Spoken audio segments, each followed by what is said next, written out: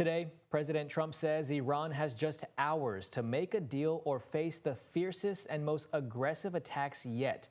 This morning, the president said, quote, "A whole civilization will die tonight," end quote. ABC's Karen Travers has the latest from the White House.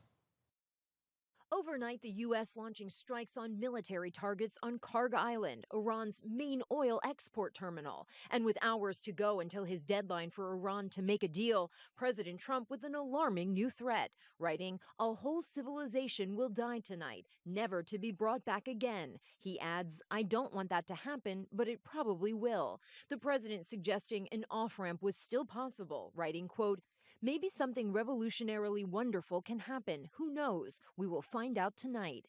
The president set an 8 o'clock Eastern deadline tonight for Iran to make a deal and reopen the Strait of Hormuz, warning yesterday that the entire country could be taken out if they do not.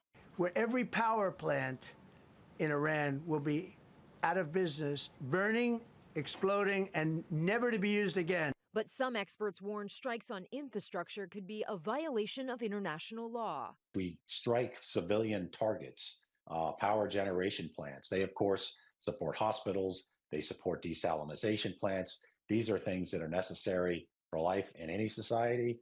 The president yesterday brushing aside those concerns. Are you concerned that your threat to bomb power plants and bridges amount to No, war not at crimes? all. No, I'm not.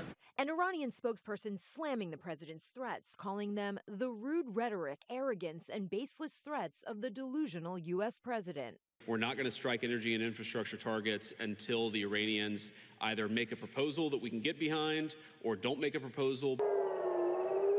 Iran continuing its retaliatory strikes, firing on both Israel and on a petrochemical plant in Saudi Arabia. Karen Travers, ABC News, the White House.